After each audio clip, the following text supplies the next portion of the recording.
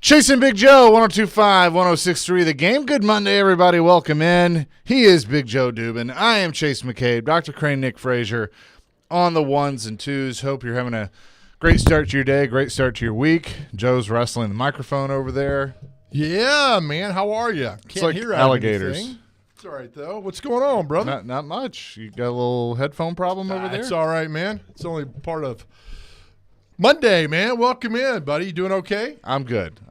Doing fantastic. Watched a couple of championship games yesterday, which was interesting, to say the least. But they do you buy into this whole script thing with the NFL? No.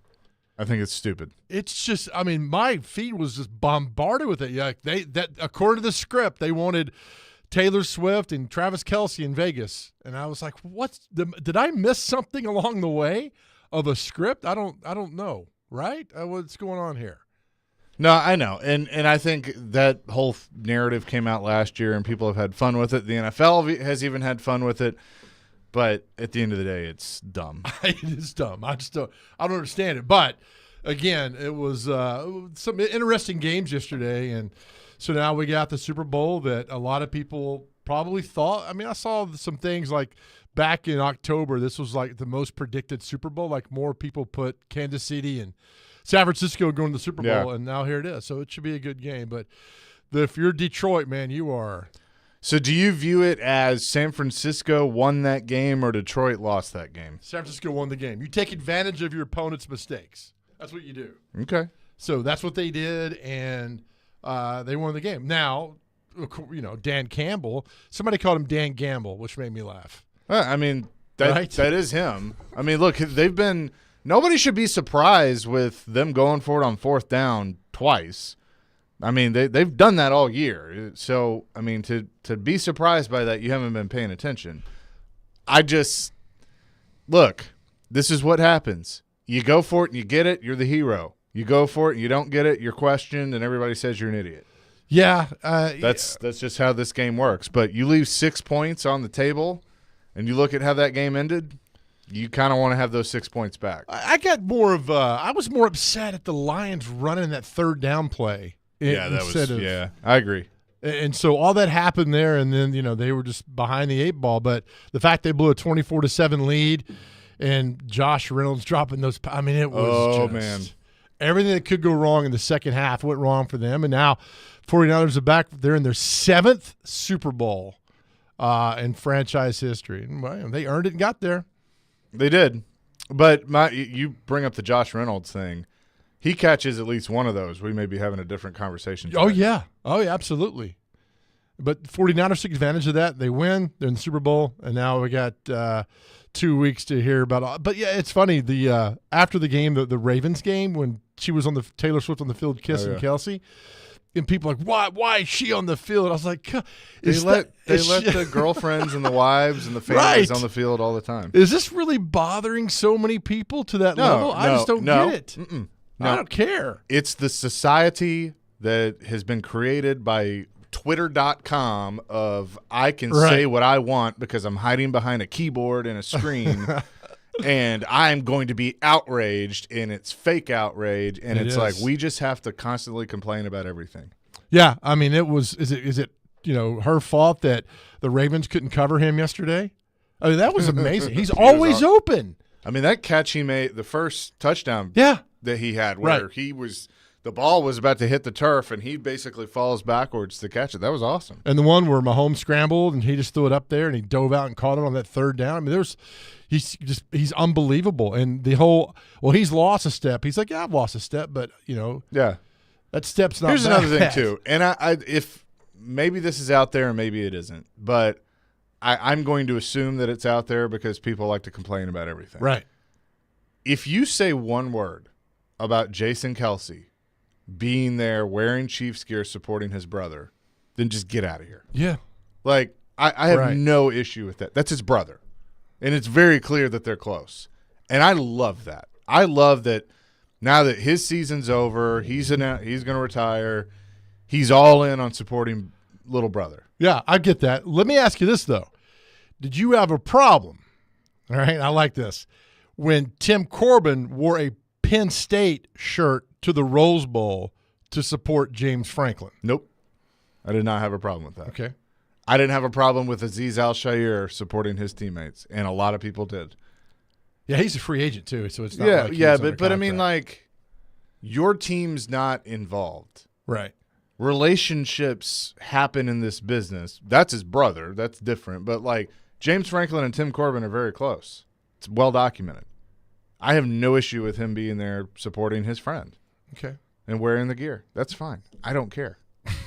You know why? Why? Because I knew come the next Monday, Tim Corbin was going to be back on West End putting together a championship team. But what kind of signal is that, do you think? I mean, you see him on the Rose Bowl. The signal is he's supporting his friend. Does he Nothing have more. to wear a Penn State shirt to do that? I'm just asking. Look, it's why are we like analyzing this? I don't Like, know. I Because think that's what they've done to us, Chase. yeah. That's what Taylor Swift and Kelsey have done to us. Yeah, and look, I don't I know. want Taylor Swift to like this is a real thing, Right. And people just want to My- complain about it. My favorite part yesterday, did you see Ian Rappaport before the game? It was fantastic. He said the breaking news, the big news is if the Chiefs win, can Taylor Swift make it back to the Super Bowl? 'Cause she's playing in Tokyo. Yeah, And he broke it down like she could be back in Las Vegas by like 9 o'clock on Saturday night yep. and ready to. And I thought that was because it's like he Yeah. was tongue in cheek, making fun of people. I thought it was fantastic. Guess what? She'll be there. Oh yeah, she'll be there. Now I did like that they showed her, and she was like, "Ew, go away." You know? Oh yeah, But then it was for the Grammys, so it made sense. And she's like, "Oh, it's the Grammys." yeah, exactly. Like, Yeah, whatever. it's not like she's flying back from Tokyo on a Southwest Airlines. It's No, I think she's got some accommodations. she was straight from the Tokyo Dome to the airport and can be back in no time. And Did remind me to check in, Taylor? That she's doing that. Did I check in? Am I B group? how's Can my we see boarding if I pass? can I get upgraded to A? Is this a carry-on? So good for them. And now at the Super Bowl. But, Kansas City, won the games, and they had to win the games. And down the stretch and got there. And San Francisco did the same thing. But I remember us watching the Kansas City-Buffalo game. We were down in Miami on that Sunday night, and they lost the game. Like, what's going to happen to the Chiefs now? Is this run over with? They got to win. They got to run the table. And then, man, they go on the road and win 2 big games. The script allowed them to go on the road and win 2 games against Buffalo and Baltimore. Now they're in the Super Bowl again. Yes, they are. What's a bigger disappointment? The fact that Lamar Jackson has only won 2 playoff games in his career, couldn't win on the big stage yesterday, did not look great yesterday, or the Lions collapse against the 49ers? Lions collapse. I think so. I Chiefs think got it's a pretty Lamar. good defense. Chiefs got a pretty good defense, so I expected that they would throw a lot of stuff at Lamar and try to confuse him. But the Lions, they're up 24-7 at halftime, and their mistakes, which 49ers capitalized on, makes it even worse. So I think this is the Lions collapse because they had it. I don't think Baltimore ever had a chance to win that game on yesterday. I think Lamar and the fact that he's about to win his second MVP on the big stage, 1 win away to go into the Super Bowl, and can't live up to an MVP caliber is a bigger disappointment. And you're right. The Chiefs have a good defense. I mean, the Chiefs did what they needed to do to win the game. Right. But I think we can all agree this is not the best Chiefs team we've seen in the last few years, and yet they've found a way once again to get there. You talk about the quarterbacks, the elite quarterbacks in the league. If I'm doing a ranking, and it's taken me a long time to give Lamar proper credit because I didn't think he was that. And, his playoff performances have a lot to do with that. But, he's in there with Burrow, Allen, and, of course, Patrick Mahomes. Yeah. Oh, yeah, he is. So the Super Bowl that some wanted, Baltimore and Detroit, I think a lot of people were up. Well, I think a lot of people want to see Detroit get in there because I think America had jumped on with Detroit. That ride. But kudos to the local boys. Jordan Mason from Gallatin plays for the 49ers, a running back. And then Jawan Jennings making one hell of a catch. He had a great catch, that one-handed catch, and that was a big time move. Oh, heck yeah, it is. So, and is he a free agent? He will be a free agent. Oh, he's going to somebody's going to get him Yeah. and know what they're getting, a good blocking receiver with him. But congrats, they all head to the Super Bowl. I think MTSU's got 4 guys that are Richie James, Shavarius Ward, 2 other guys that I forget who it was. Yeah. They're going to the Super Bowl as well. Well, and Richie James, that's really cool that he's a part of that because, I mean, was such a phenomenal receiver there. And speaking of MTSU, saw in the news on Rick Stockstill. He's going to be an offensive analyst assistant for Florida State, which he started his career at Florida State College. He was a college quarterback there under Bobby Bowden, and then I think he might have been Bobby's first quarterback there, if I recall correctly. So Rick Stockstill's landing on his feet down. That's cool. Good for him to do that. That is good to see, and my guess is he'll be back soon. Somebody put a tweet out last night because I saw on the Florida State message board. So I was like, yeah, that's great. Just hope he doesn't teach the quarterback. They said his nickname when he was here before, he got sacked so much they called him Rick Standstill. I was like, oh, that was 40 years ago. Let's move on from that. Come on. So good for Coach Stockstill getting that. But it's also good he's going to see 4 of his players in the big game in 13 days in Las Vegas. Can you imagine? I mean, Las Vegas, I've never been, and I don't think I need to go. You've never been? Never been to Vegas. I've never been. Isn't that crazy? I've never been to Vegas. I'm with you there, Joe. I'm going at the end of February. Are you? I am. Well, take care of yourself. I'll be fine. I'll make sure both my Chase kidneys. is the expert on Vegas. I'll make sure both my kidneys are still in my body. That's a good thing. Yeah, I've never been, but I can only imagine. I mean, hosting the Super Bowl for the first time, it's probably starting now. But next week will be just complete chaos. Darius Harris is the other player from MTSU. He's a linebacker for the Chiefs currently. Oh, okay. Oh, cool. And then obviously on the offensive line for the Chiefs, Trey Smith. Trey Smith. So making it. So 2 Vols are there that we know of. There might be a guy. Who's the other Vol? Well, there might. Juwan. There Yeah. might be a guy on a practice squad or injured reserve, or I mean, they're still considered part of the team. Jalen Reeves-Maben was with Detroit. Detroit, yeah. Yep. And Who's had a nice little career. Hendon Hooker as well. Hendon Hooker. Chasing Big Joe here on this Monday, 615-737-1025. That's our phone and text line, driven by WilsonCountyHyundai.com. You can weigh in on anything that we're talking about. What do you think? The Super Bowl is set. Also, Brian Callahan now in place. What's his coaching staff going to look like? Brett Kern, former Titans punter, going to join us at 9:30. Jonathan Hutton at 10:30 today. Up and running on this Monday. Chasing Big Joe, 102.5, 106.3 The Game.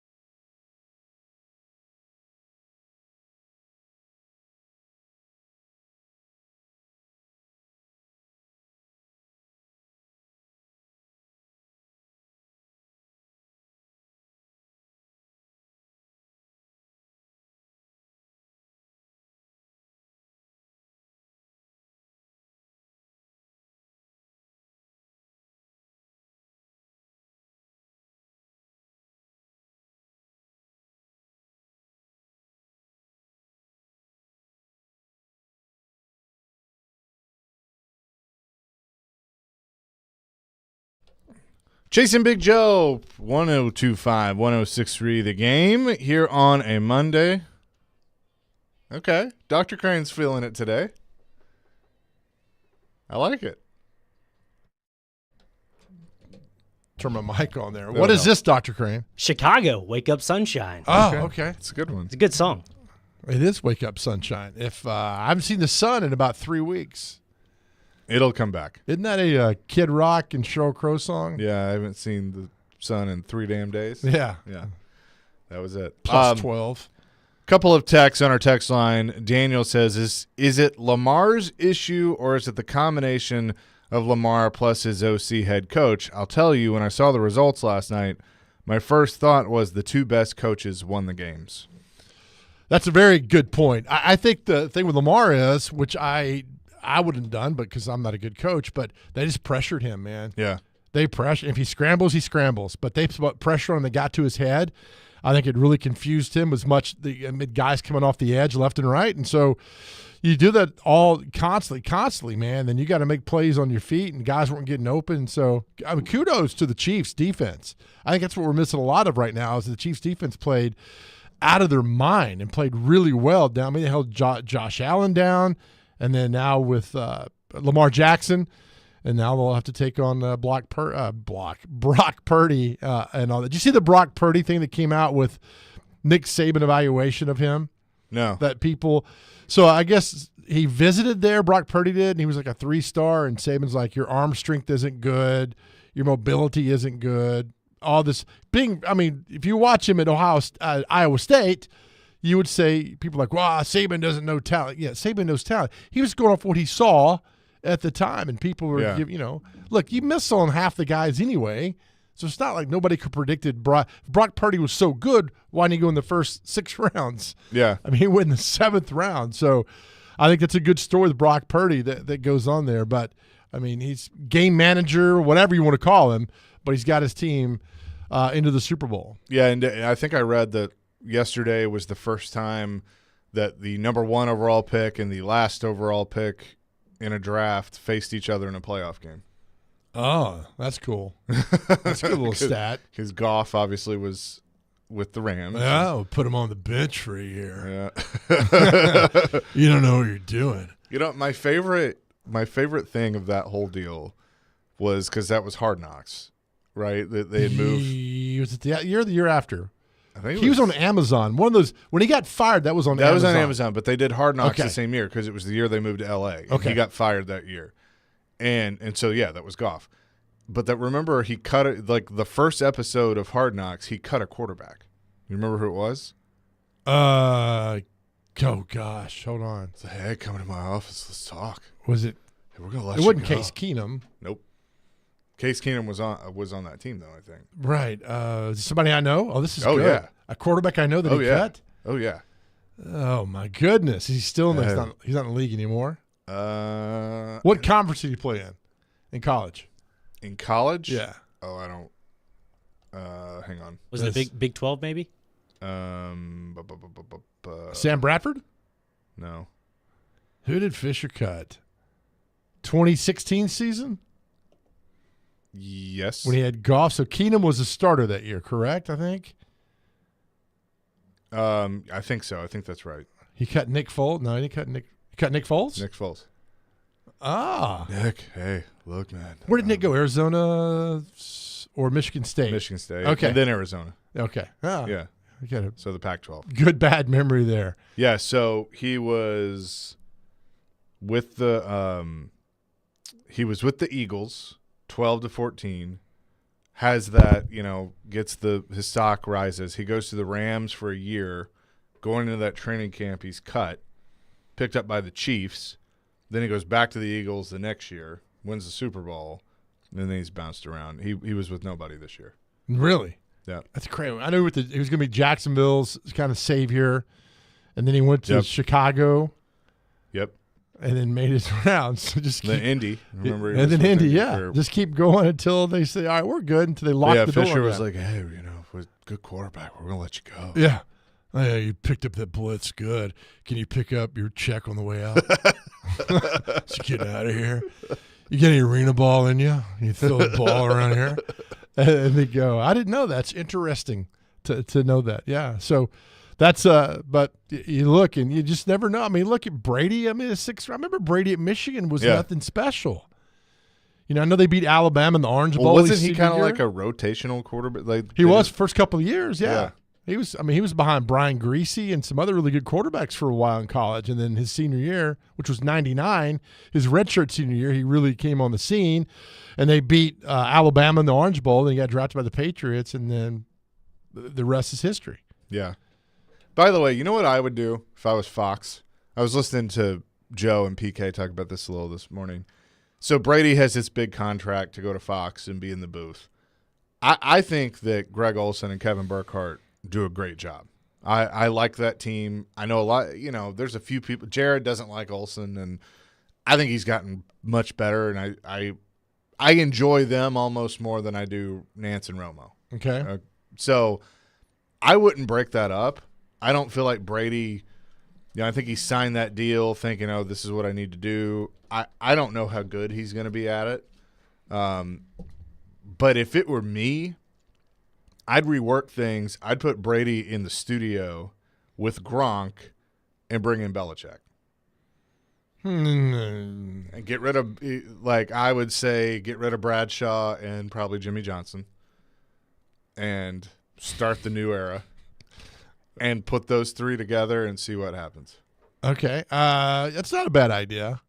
I'm just, my thing is, with Brady, now you got to criticize guys. We talked about this about Joe Montana. Joe Montana lasted 1 year as an analyst. Because he didn't want to criticize people. Did not criticize people. Yeah. And they said, Drew Brees was the same way. I mean. Yeah. And was like, they're like, why aren't you this and that? It's like, you don't understand that position. There's so much goes in that position that, you're making a mistake. Yeah, but there's a reason why you did this and did that. It's hard to explain, and I'm not going to put the guy down. I'm like, all right, you take care, Joe. And then Montana never looked back, and he was good with that. Others got to be willing to criticize and do that. But I think it'll be interesting if Brady wants the grind of the 18 weeks to do that week in, week out. I mean, that's a lot. That's a big commitment.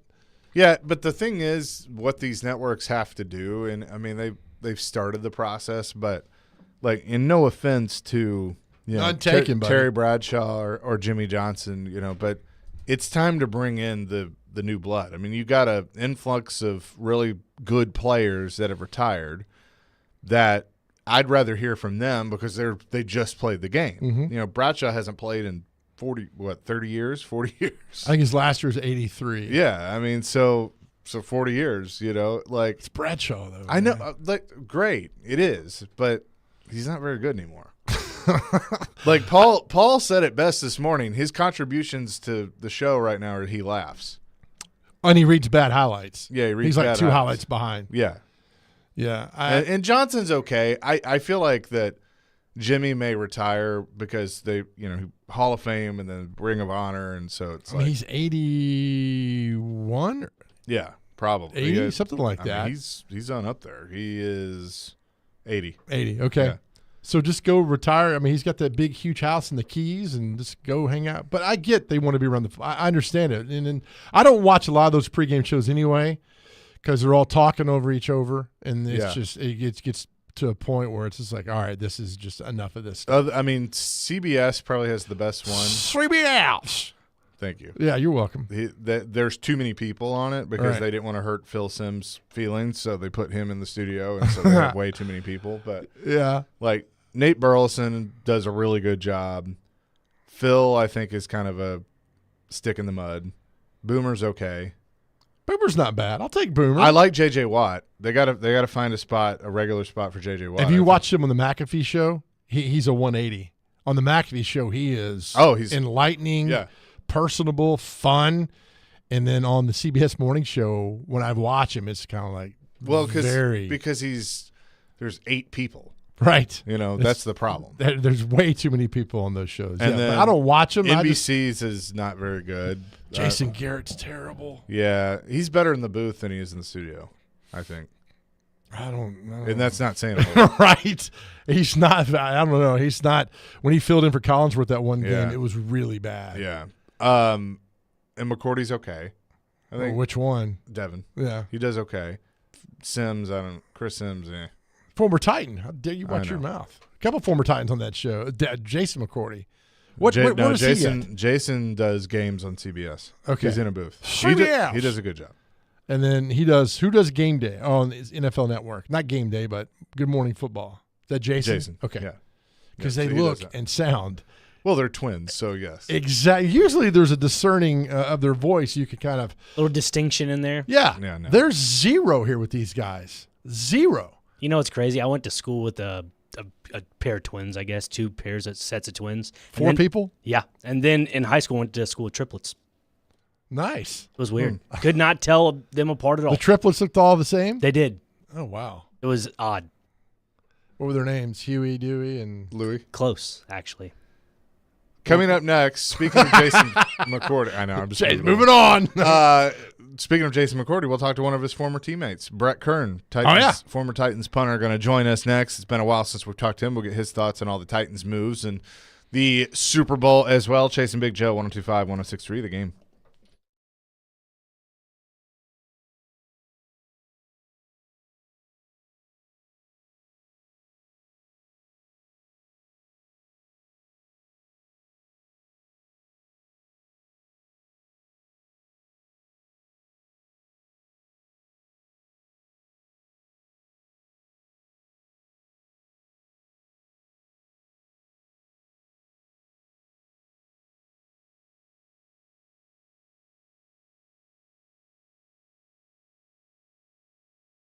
All right, my friends, let me tell you about my official sportsbook. It's ESPN Bet, and it's now live here in Tennessee.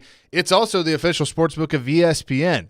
ESPN Bet is the only place that you can find daily exclusives and offers with your favorite ESPN personalities and shows. Sign up today, and new users get a $100 bonus for making any sportsbook bet. So it's that simple. You sign up, put all your information in, you make your bet, and you get that $100 in bonuses for making that bet. Your favorite markets are there. Bet live in-game wagering. I did that this weekend. Didn't work out. Thought the Lions could pull it out, but they didn't. And all the props you can handle. ESPN Bet. Download today.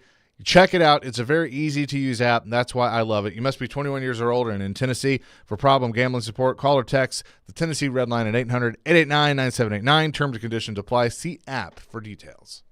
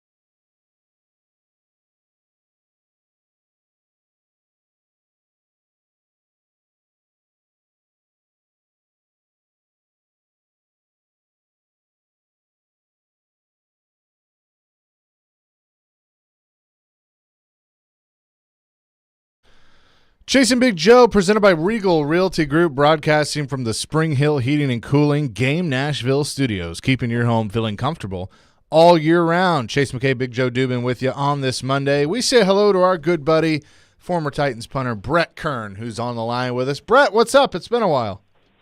I know. It's been pretty crazy. Kind of had the flu kind of run around our house, and last week went up to D.C. to the NFLPA building to have some meetings. So, it's after yesterday's events, it's a pretty sad day. So I just don't know if I'll even be participating in watching the Niners versus Taylor Swift in the Super Bowl.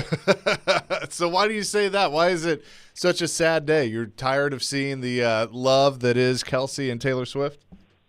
Yeah, I mean, you got to think. I mean, in 2019, losing at Arrowhead to Mahomes was pretty tough. And then last year, sitting in the locker room thinking I was that close to a Super Bowl ring, and the apparent injured Mahomes, obviously did his thing in the second half, and was sitting on the sidelines after the game watching the yellow and red confetti come down, and it was pretty tough. So I've seen Mahomes do that to a lot of people, and yesterday, doing it in Baltimore, the week before doing it in Buffalo. It's just, you got to give him props. I mean, the guy he wins, and I think a lot of people counted out the Chiefs early in the year with their struggles and just didn't look like the normal Chiefs. But obviously him and Kelsey finding their connection, that they have for so long, and Rashee Rice kind of developing into that number one. And that defense is stingy, right? Baltimore's defense is stingy, so is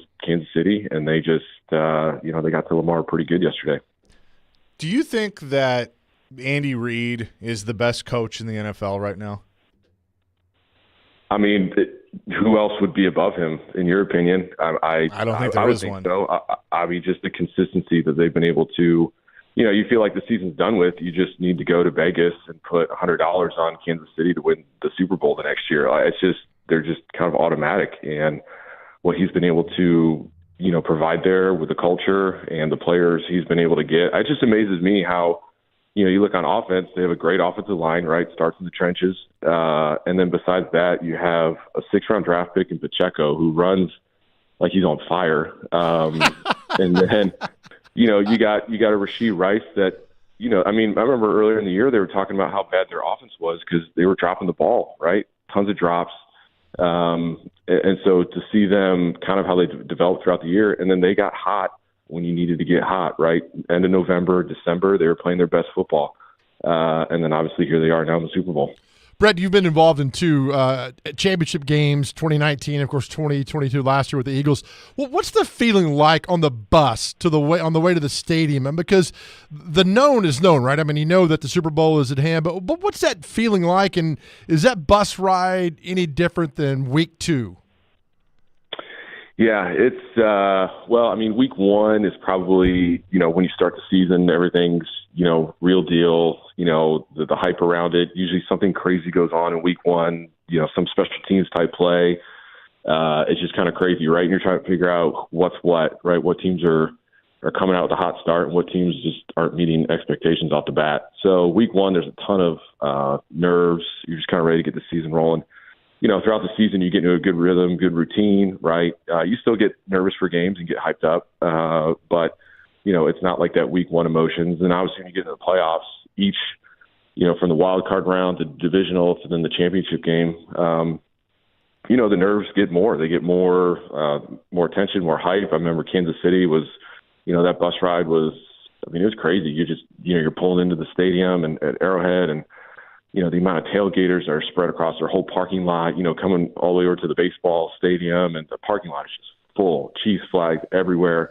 And you're just like, man, we're playing an AFC championship game. We win this, we're going to the Super Bowl, right? And then, last year in Philly, I drove, the hotel to the stadium was only a mile away, right? So it was a very short drive, but it took me a half hour because, once again, all the tailgaters, all the Eagles flags, flying all over the place, and there's just this, you win this game, you go to the Super Bowl. And so the nerves and the excitement, the anticipation, it's something that, obviously never experience again. And it's something that you can really never recreate unless you go do it. What was the and to bring up? I mean, I know the 2019 you guys went on that great run in the playoffs and lost the championship game to Kansas City.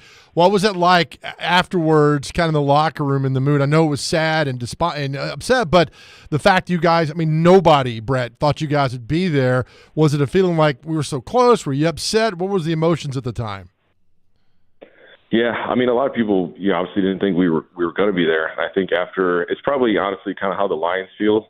We weren't kind of in that position that the Lions were yesterday, but it's just you go out there, you have a really good first half, and then Mahomes does this one play, right, where he has that scramble for 30-plus yards, scores a touchdown, and you're just like, okay, what just happened here, right?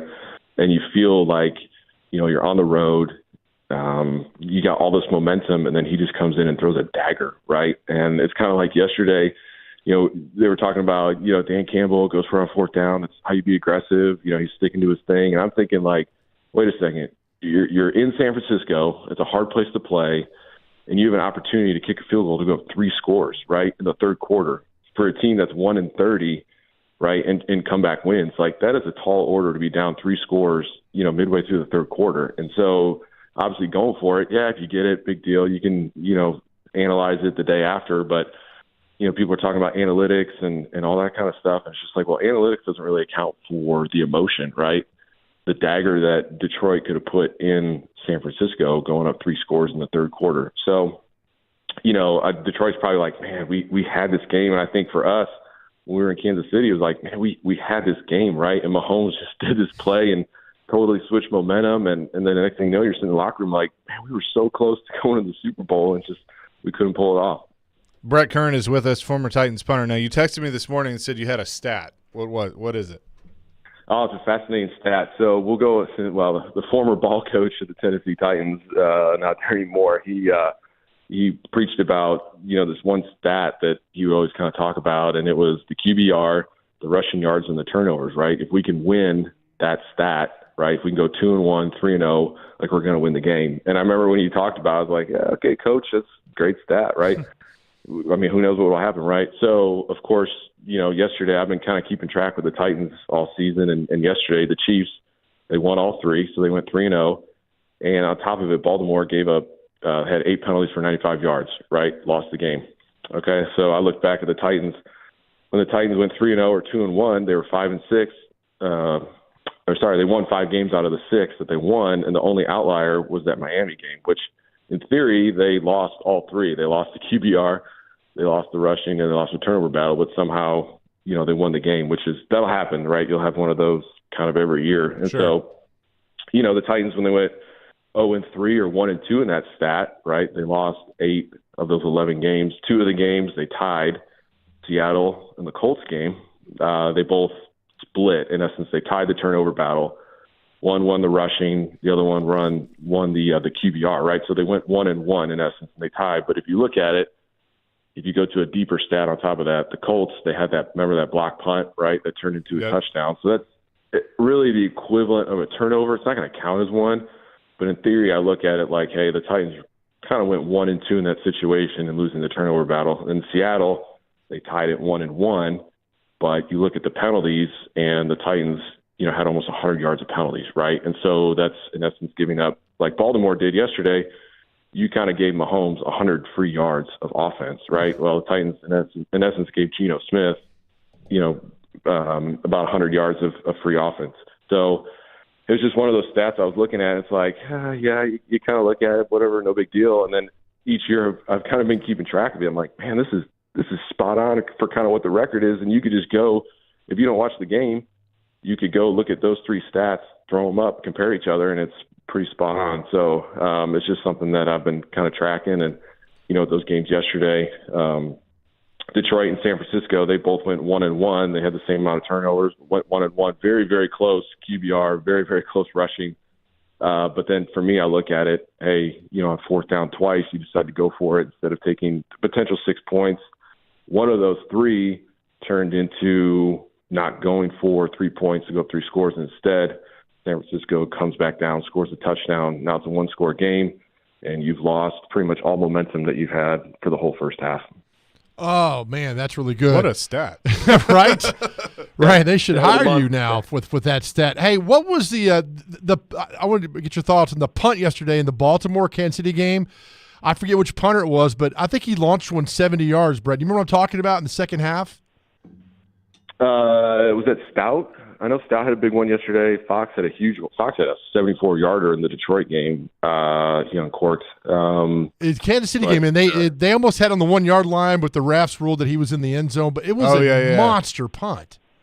Yeah, that might have been the one that I didn't see just out of pure being upset of what was transpiring in the game. I probably took my dog out to go to the bathroom. So, How dare you? See that punt. But, that does happen a lot. You know, those rules, that's kind of the killer, that illegal touching. I remember when we were in the playoff game, at Baltimore that one year, and it had that punt that was, landed on like the 15 and it went down to about the 5. And Dane Cruikshank, was Craig Gunner, and he touched it. Well, he was the first one that went out of bounds and then came back in and touched it, right? So illegal touching. So here we are. I'm like, bam, ball at the 5 yard line. Defense is going to stop him. Let's roll. Well, it's a penalty.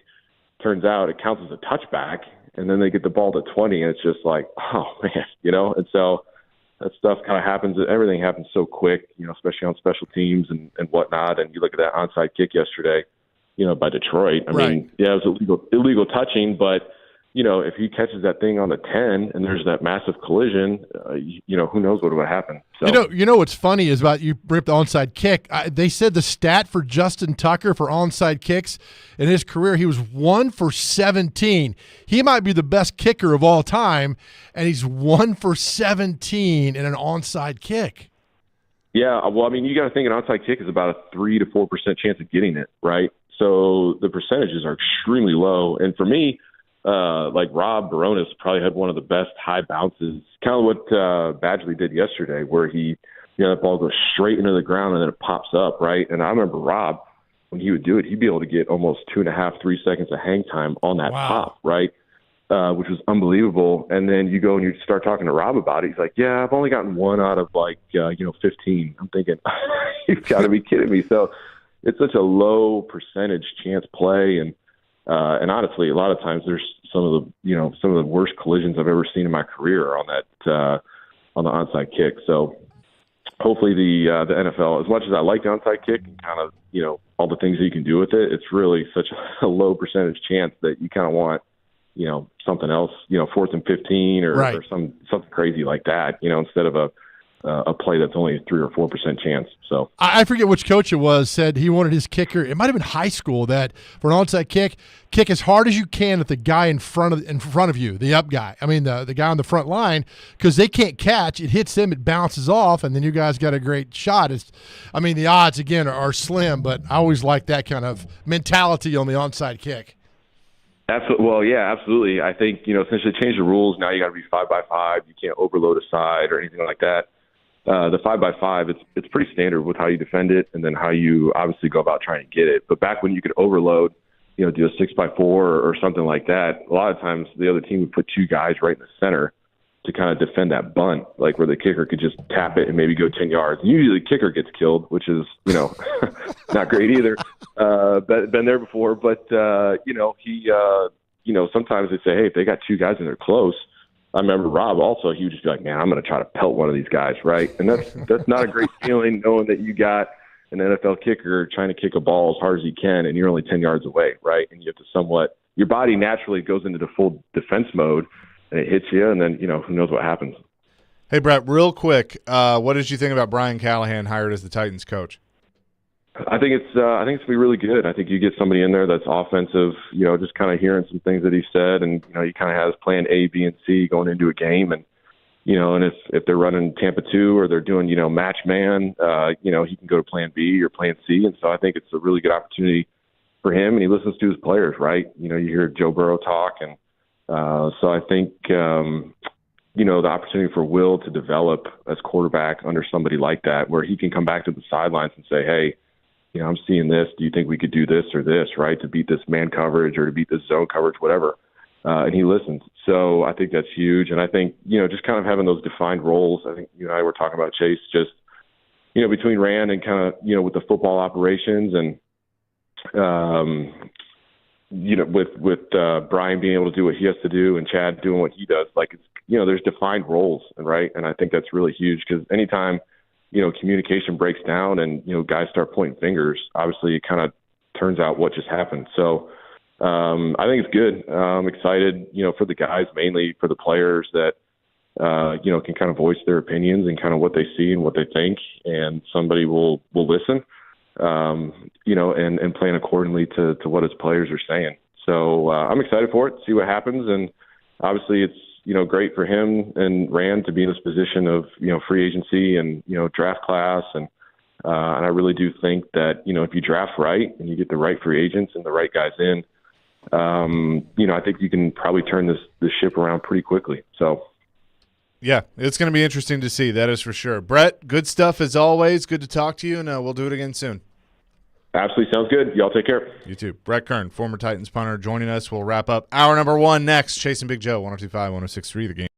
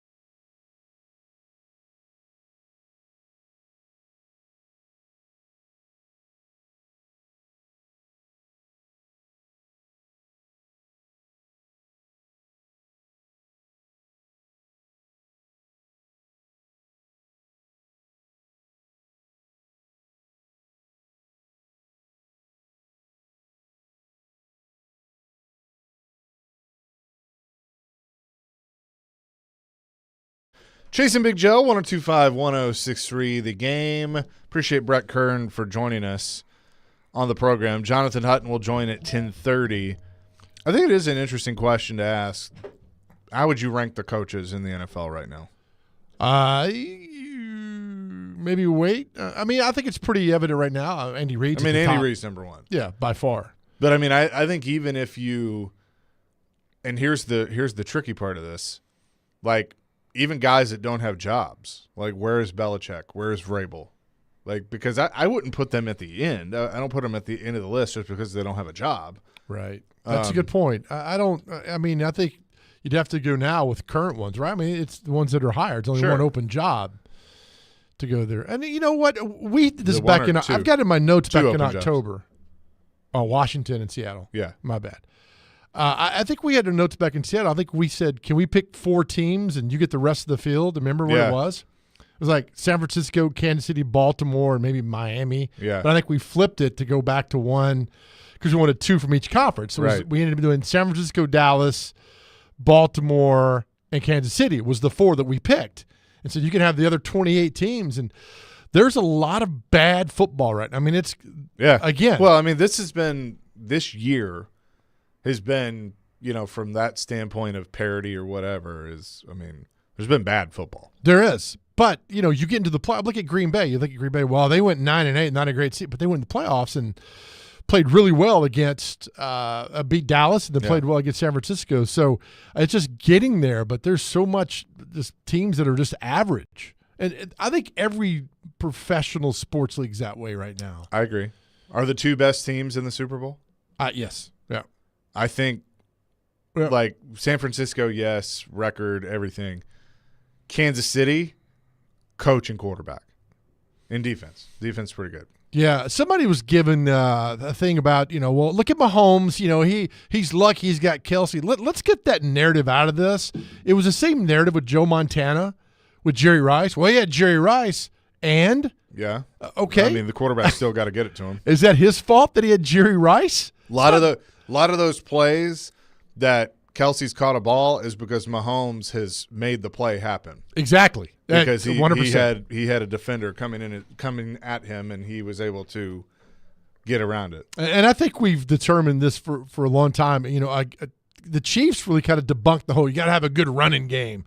They haven't had a good running game since Mahomes has been there. They have not. We'll continue this discussion in hour number 2, including a chat with Jonathan Hutton, Chasing Big Joe, 1025-1063 The Game.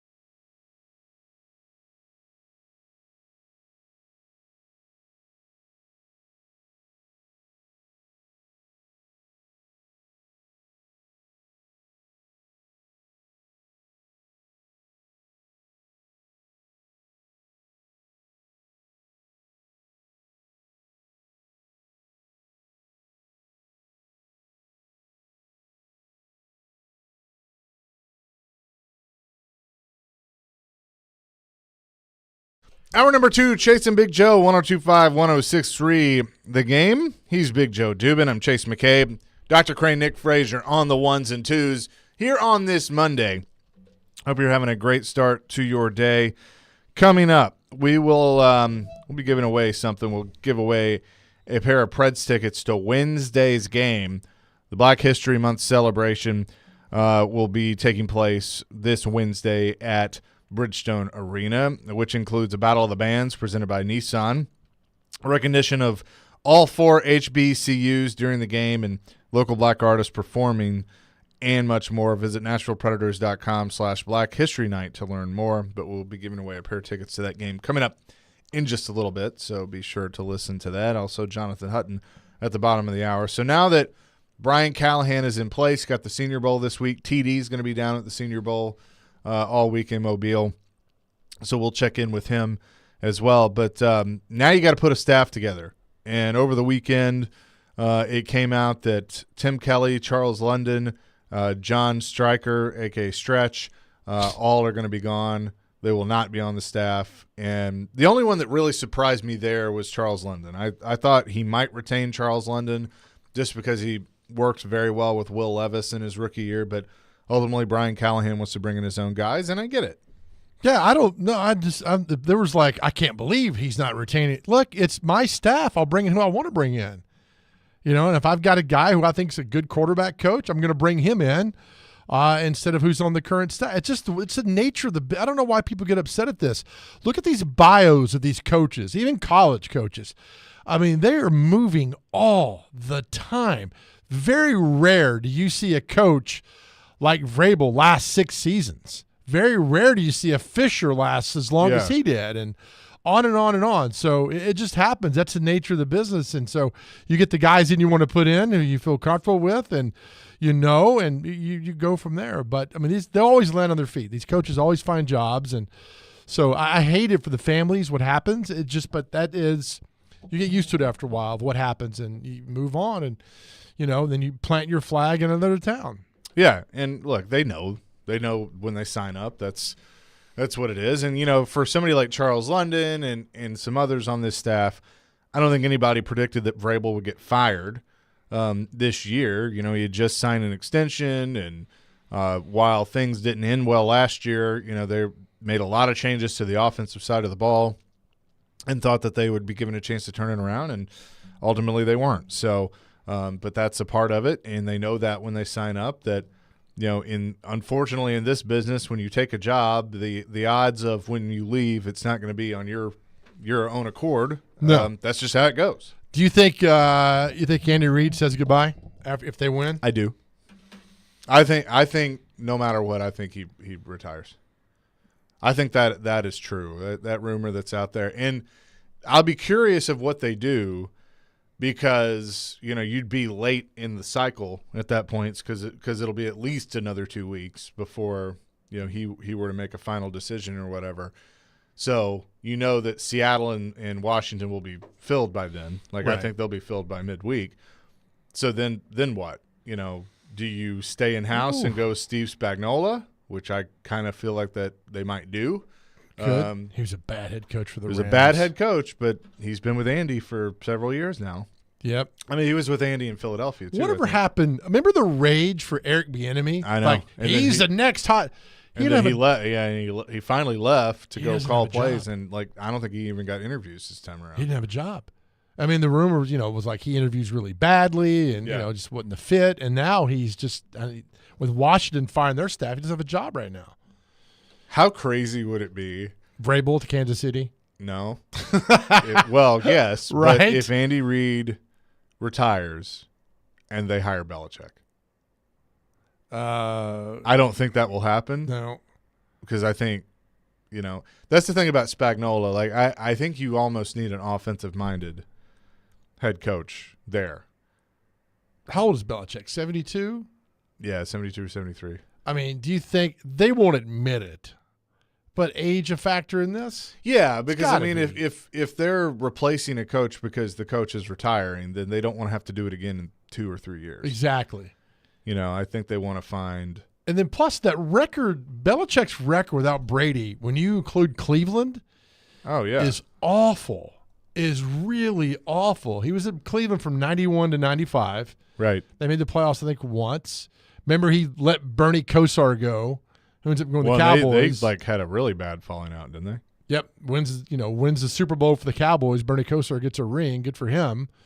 And then, when Brady leaves, and so 20, 21, 22, 23, they were just the record. I know he made the playoffs in 20, but they got bounced by the Bills pretty quickly. And then from then on, it's just been really bad. So I just don't know why I wouldn't do it. I mean, it was great run in New England, but if you think you're going to kind of recreate that role in another team, it's not going to happen. Yeah, well, and I just feel like they would. You got two former head coaches, whether you consider them good or not, on that staff. Matt Nagy, the offensive coordinator, and then Steve Spagnuolo. So my guess is they'd go to Patrick and go, "What do you think?" Sure. And especially if they win, I wonder who the last quarterback was that called their own plays.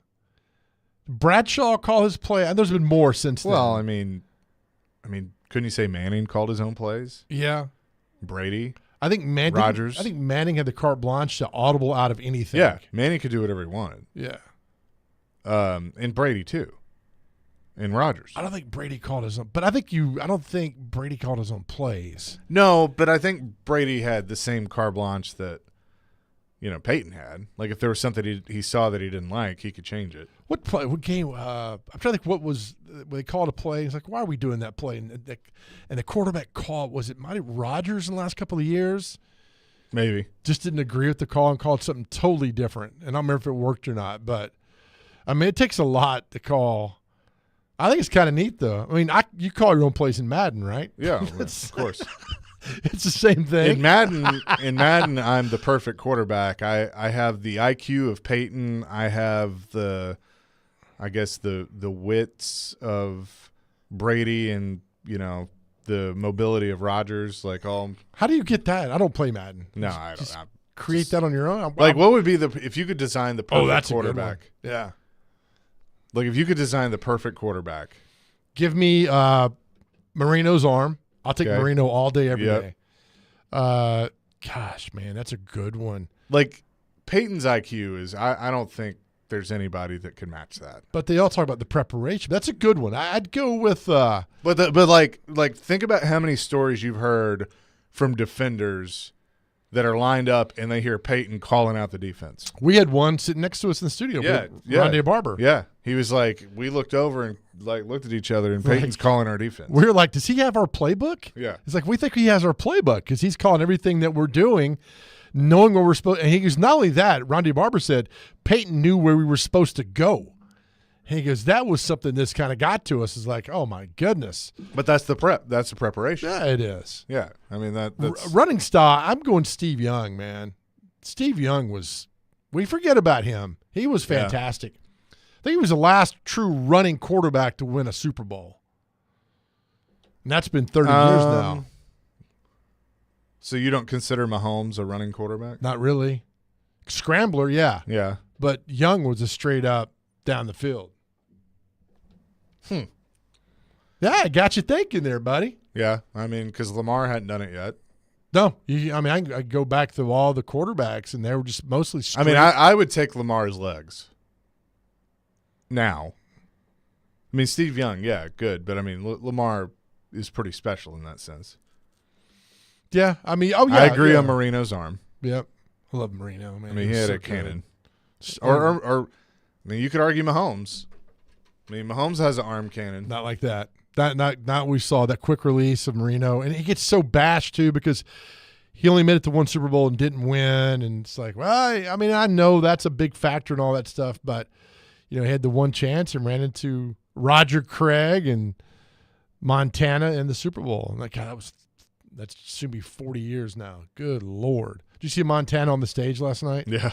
It looked awkward. It did, because after he handed the thing off to Ned York, whoever it was, he just kind of stood there. And then there was a picture. He was kind of hanging on the back wall, and nobody was talking to him. I'm like, that's Joe Montana. Just get him off the stage and not have him sit there looking that way. That was He's really just like, awkward. why am I here? Yeah, really awkward to do that. Those celebrations are always kind of Yeah. he's trying to. Well, and I whip was the thinking crowd too, do up. they have like Barry Sanders there to if the Lions had won? Yeah, I guess so. Yeah, and all that dumb talk about the Lions at the Super Bowl. Sign Barry Sanders for one play so he can Oh run my up. God.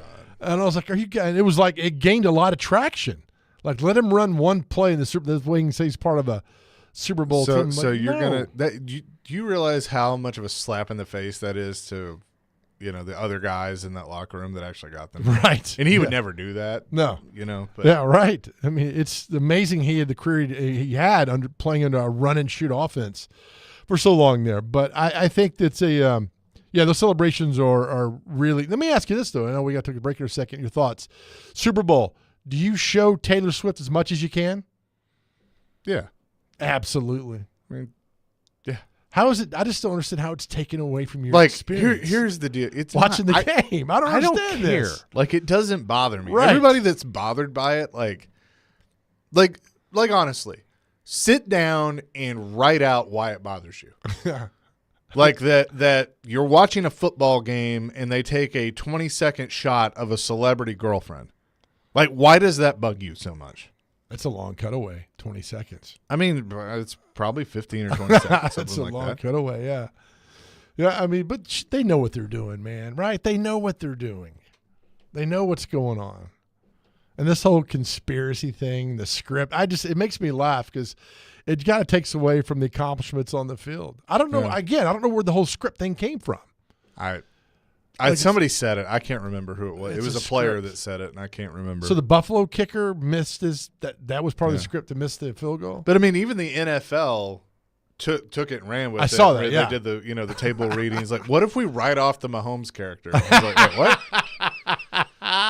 We'll have more coming. nice. Jonathan Hutton at the bottom of the hour. Chasing Big Joe, 102.5, 106.3 The Game.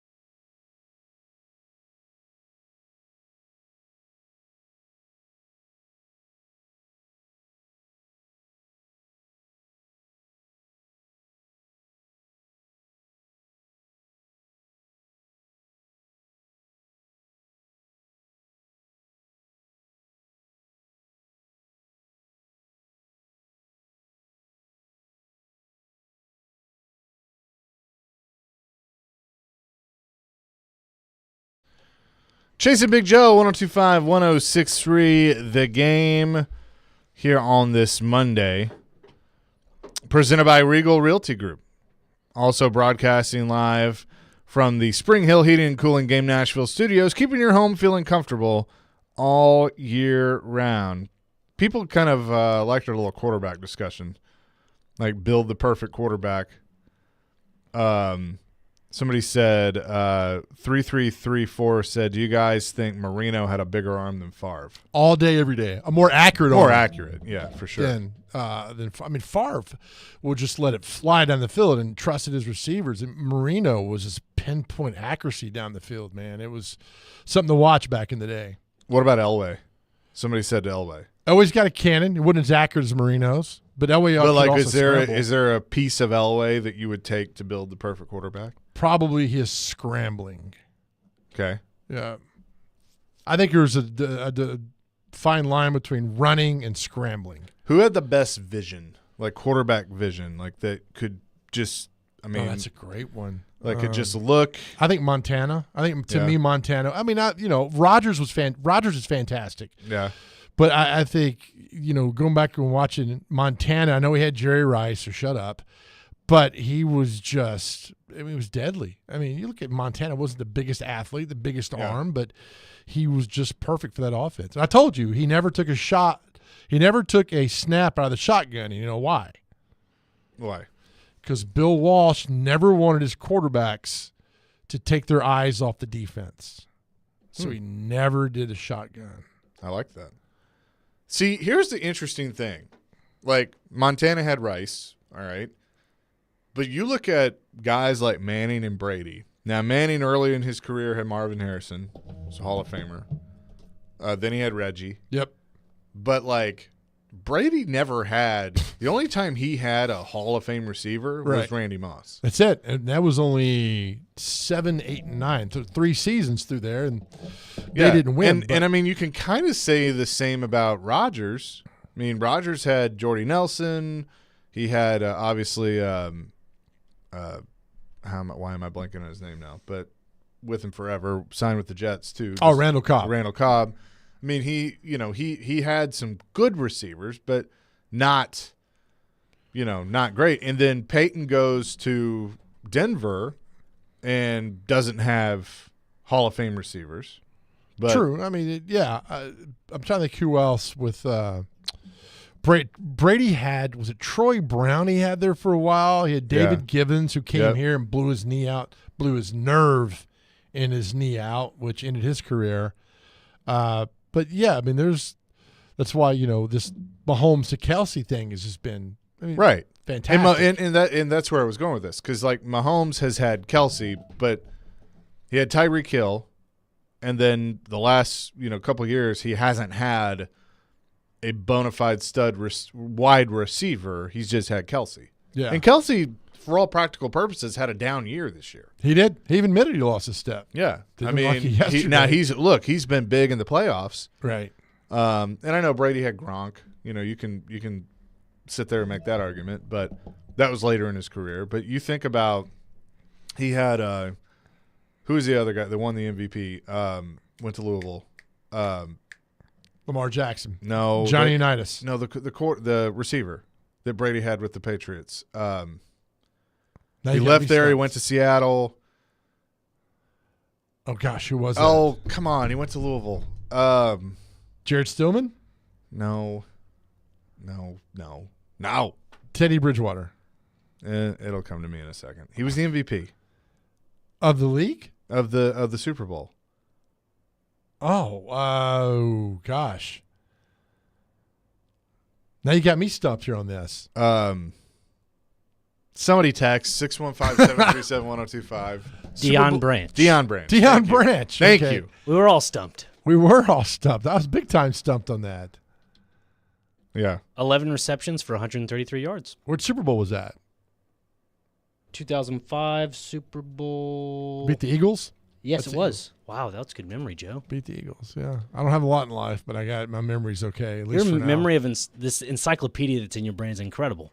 I remember great NFL history, but Chase asked me what I did this weekend. I'm like, God, I don't even remember what I did this weekend. That's why I can't get you to talk about the current NFL. That's why I can't 5 figure it years out. from now, you'll talk. Yeah, I'd be good to go with all that. Joe, you know what I remember from this weekend? What's that? Waking up at 1:45 and making breakfast. Nice. That's it. That's it. Why So I'm right 1:40 there with you. In the PM or the AM? AM. I fell asleep early. That's besides the point. Chase, back to sports, please. Yeah, thank you. Dr. Crane. 3645 on our text line. Barring injuries, didn't Andrew Luck, like Peyton, also have a solid football IQ aside from being like 18-0 against the Titans? Yeah, he did. And they just said, you know what, I'm good. I'm done. I'm out of here after the contract and walked away from football. But don't they retain his rights did they retain his rights for 5 years or something? That if you wanted to get him, Yeah. you have to go through the Colts so retained everything with him. Some people are saying Julian Edelman's a Hall of Famer. Do you think he's a Hall of Famer? No, not at all. I don't. 7182. Sorry, buddy. He's not a Hall of Famer. No. I mean, a Hall of Fame catch and good, reliable. Sure. Yeah. And Rodgers had Greg Jennings and James Jones, but again, not Hall of Famers. But I think we get lost in the whole Montana had Rice kind of conversation. Sure. I mean, that's great. He had that. Yeah. But Not Montana's fault that he had Rice. He just drafted well. But I mean, I still think Montana. Okay, to be honest with you, if you're going to start that argument, then I think you should make it more about Steve Young than Joe Montana. Well, Montana only won 2 with Rice. Yeah, and Montana and Steve Young won 1 as the starter, right? Well, correct. In 94. That's right. But he was on. I know he was on the team for more, but he was the starter for 1. But I mean, if you have to pick between Montana in his prime and Steve Young in his prime, you're going Montana all day long, right? Yeah, you are. It's not even a conversation. Yeah, exactly. You are. Again, because Montana won. They beat the Bengals, and then they beat the Dolphins, the first 2 without Rice, and they beat the Broncos. Sure. And the Broncos back to back. And my point is they both had Jerry Rice. Yeah. But still, I'm taking Montana. Yeah, I am too as well. So, people were like, well, Montana had Rice. Well, it's not Montana's fault. It's the team went 13-4. Look at that schedule. Well, it's not the player's fault. The schedule is what it is.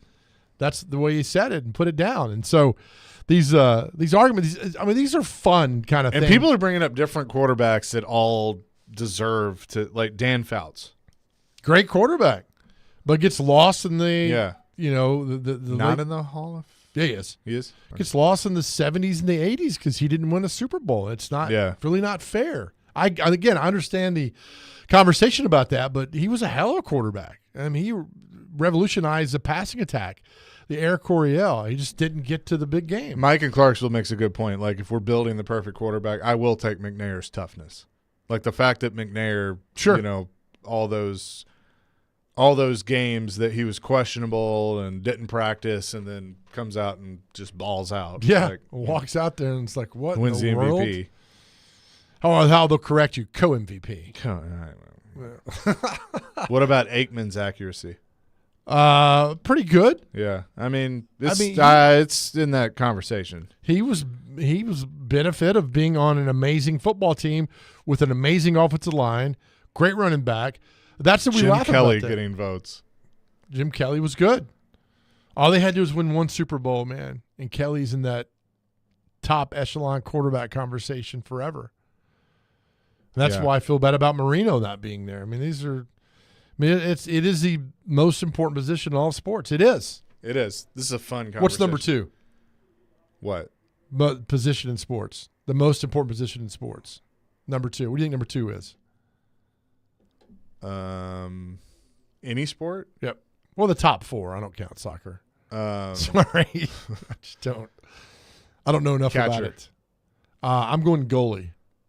Yeah. Okay. I think a goalie could win games for you. If you got a bad goalie can win games for you. Goalie can lose games. Yep. For If you you got a bad quarterback, you're not winning games. You're a good quarterback, you're winning a lot of good games. I think that's fair. Thank you, buddy. That's a good one. Appreciate you. Pitcher might be up there too. But there's 5 pitchers though. Yeah. True. Coming up next, we'll talk to Jonathan Hutton from Outkick, get his thoughts on everything going on in the NFL and the Titans and their now staff coaching search on Chasing Big Joe, 102.5, 106.3 The Game.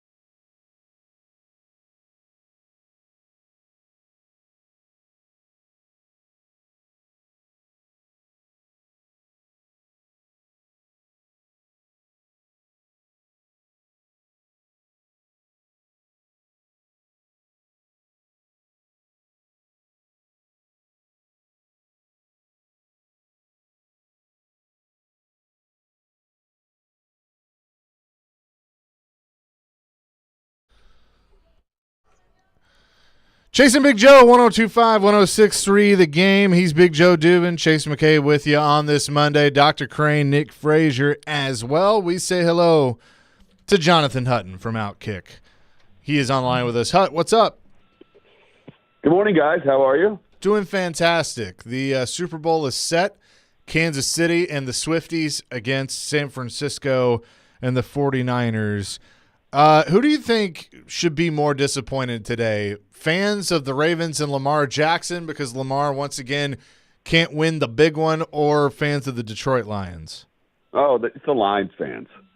Because the fans of the Detroit Lions grew in a massive amount over the last 5 or 6 weeks.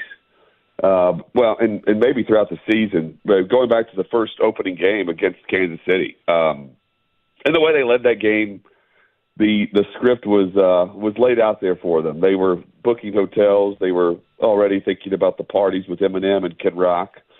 And, I'm even bummed. I mean, I think everyone is. Even if you're not a fan of Detroit, you're a fan of wanting the best for the Lions fan base if you were just, looking at the teams remaining. At least that's how I felt.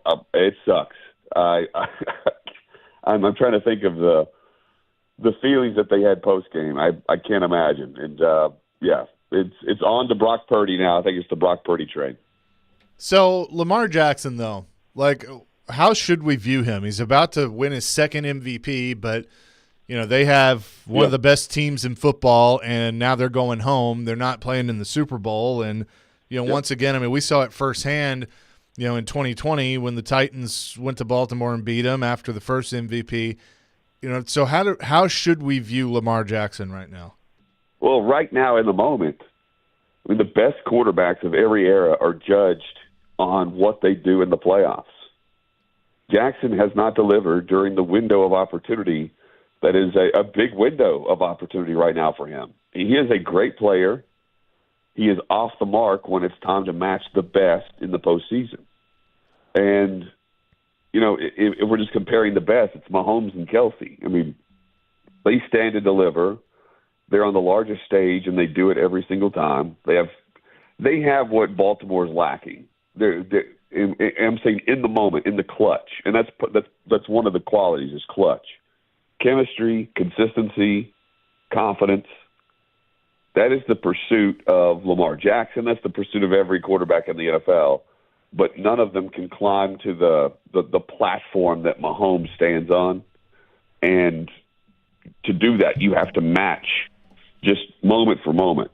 And time again yesterday, Jackson is just a little off the mark. It's not an inaccurate pass. It's just either he or the receiver are a step or two behind. It's not like there are moments where like the tip pass where he goes, catches it. I mean, he's like a half step away from busting an 80-yard run. Instead, it's a 25-yard run. And in the case of Mahomes, it's 3rd and 8, and they're moving the sticks. He's 11 for 11 with Kelsey. I mean, it's just they're going all over the place. And meanwhile, Jackson's going home. And there's something about Kansas City. I don't know why they continue to be the underdog in the postseason, but they are again. And I'll end up doubting them again because I think San Francisco is built to win a title. But really, the team that's been built and has is KC. Do you think, Jonathan, we're talking to Jonathan Hutton this morning, look, Chase and I back in October, we as a joke, we picked 4 teams to get to the Super Bowl. We picked, Kansas City, San Francisco, Miami, Dallas, just against the rest of the field. It's just, to me now, just so much average football being played now that if you're slightly good, you got a great shot of making a nice run in the playoffs. I'm not saying that Kansas City's slightly good. That's a good football team, but there's just a lot of average around the league right now, at least in my opinion. Yeah, I mean, I agree with you, Joe. I mean, Baltimore was above average, though. I mean, when you see when they are facing playoff teams and what they've done, I mean, they shellacked the best of the best this year, the best of the just above average. And then whenever they faced KC was losing to some of those teams that were just about average. I mean, we were, 5 or 6 weeks ago, the Las Vegas Raiders beat KC at Arrowhead 20-14. And then we see what they did yesterday to Baltimore, where they're holding them to the lowest point total of the season. I mean, that was the biggest surprise, and maybe that's their defense is well above average if we're just looking at what they've done. And same should be said for Baltimore, but there is just a confidence and a connection that KC group has, and it's not every single player, but when you need a play, I mean, Snead coming through to knock that ball out at the half yard, that's the championship measure that teams either have or they don't. And yesterday is a prime example. One player's losing the football there. One player's punching a bench and cutting his finger, and another one is recovering the football in the end zone and getting the football back to where KC goes on to win that game. And I thought it was a really fun game to watch. Low scoring, really fun game, hard hitting. It's what you want. And then the comeback by San Fran, what they're down at halftime and how they come back and win. The aggressive play calls that Campbell has been known for and said he would continue to do. Ultimately, if he kicks a field goal, I'm thinking it was RG3 that said, hey, sometimes biting the kneecaps is actually just kicking the field goal and taking three. It's disappointing because the teams that have the little just a little bit extra, the pretty good, slightly above average, Joe, they're winning. And the offensive line play and the receivers, the dropping passes, and the quarterbacks that we saw, so many backups, that leads to what we saw across the league, which is just kind of even a below average state of the NFL when it comes to offense. With all the rules stacked against them, Joe, the offenses weren't that great. And I think the defenses have caught up a bit to the bootleg game. And now it's time for the adjustments to be made by all these young coordinators. You think it's disheartening if you're a Titans fan seeing a team like Kansas City, seeing a team like San Francisco, when they're just so good at every position, knowing that this Titans football team is not really good at a lot of positions? Well, so no doubt. And I think here's the window of what San Francisco's doing compared to what Kansas City has done. Kansas City has latched on and identified it. They've got Andy Reid, who is just a winner. I mean, he's in the top 5 of win percentage. And when you look at it, the number of games that he has coached is insane for his winning percentage. Then he's latched on to Patrick Mahomes, and Mahomes is on the GOAT path. I mean, he is headed towards it with his chance to win his 3rd Super Bowl here in his 4 tries. And on the flip side, San Francisco, the looking at what the other teams would covet, they have a quarterback right now in Brock Purdy who's making $850,000. That's the most he can make through next year, by the way, because he's not eligible for a contract extension until after next season. And knowing that, and seeing what he is doing with, at some point, you can't luck into winning this many games if you're Brock Purdy and not be above average, not be a good quarterback, not be just a product of the system. He's getting blitzed. He's getting hit as he throws right up the pocket yesterday and delivers a strike to Brandon Ayuk and Deebo Samuel in 2 different times. Quarterbacks aren't doing that, and it starts there. You have to have the presence and just the overall quarterback polish that you can stand and do that and deliver in the NFL. Not everybody does it, and it starts there. And you can make players around you better. You can make offensive linemen who get beat at the line of scrimmage better. And other teams can't do it. The Titans haven't been able to do it. They've got to find that guy, and now it's Will Levis's job. And how do you think that Brian Callahan is going to help him do that with whoever he brings on his staff? We know that Brian Callahan's going to call plays. So What do you think that looks like moving forward? Well, I mean, so for Will Levis is going to have the investment around him with every opportunity to be a franchise quarterback if he wants to match that investment. And I say this just reading and diving into Callahan's background. Callahan was going to tailor his coaching and his development to fit Levis's attributes and his personality. And he's going to run an offense that is emphasizing the quarterback, not the backfield. So when Levis or any other quarterback works with Brian Callahan, they should already be able to trust him. Because look at the talented roster of quarterbacks that Callahan has personally worked with and helped develop over his career. It is an exceptional list. Manning, Stafford, Burrow, there are many, many others that maybe he didn't work with, but he was behind the scenes with as a quality control coach, or just being around his father who was working with other quarterbacks. He has earned their trust, the trust of those QBs. And I think that's a huge detail to remember. But the staff is massive, Chase, because, and I look at the defensive coordinator position, but it goes throughout because he's got to layer his staff to develop talent and then get the most out of the elite talent with the high picks that they're going to require and free agency. But the DC spot is a huge position to nail down because they can all say it's not a huge deal that he's calling the offense. But I think it is extremely difficult to be a first-time head coach, calling plays, you're managing the game, you're trying to decide if you should throw a challenge whenever the defense is on the field and you're coaching up the offense, and you've got to make quick decisions, and then potentially stressing about why the defensive game plan isn't working or communication is lacking. So he's got to find his defensive head coach. And the first staff of a head coach that he puts together usually is not the finished product for what leads to coaching longevity. But the first defensive coordinator that Callahan selects, he's got to be excellent with concepts and communication, which is what Callahan is also known for. So he's got to find a version of Brian Callahan / defense. Because if he does, I think that makes everything else that he's going to do that much easier to actually accomplish, which is already a difficult hill to climb. Going to be interesting. That is definitely for sure. Hut, appreciate it as always, and we'll talk to you next week. Yep, thank you guys. Have a great week. You too. Jonathan Hutton from Outkick, Hot Mike with Hutton and Withrow, and appreciate him joining us here on the program. We'll come back, tell you what day it is, and also celebrity birthdays, 102.5, 106.3, The Game.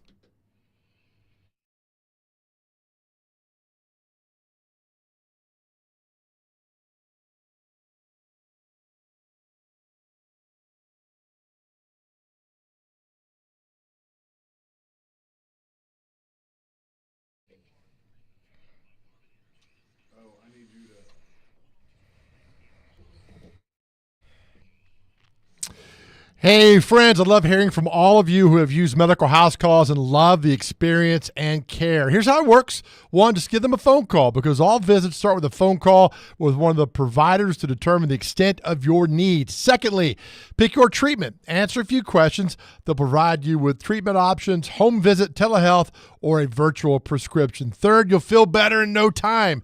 Their great medical staff will get you up and running, and yes, feeling better in no time. Board-certified nurse practitioners and physician's assistants will guide you the entire way. In fact, Chuck McDowell used Medical House Calls, so impressed with their service, their commitment, and their care, he bought the company. It's simple. Just visit the website, medicalhousecalls.com. That is medicalhousecalls.com, where the nearest clinic is your home.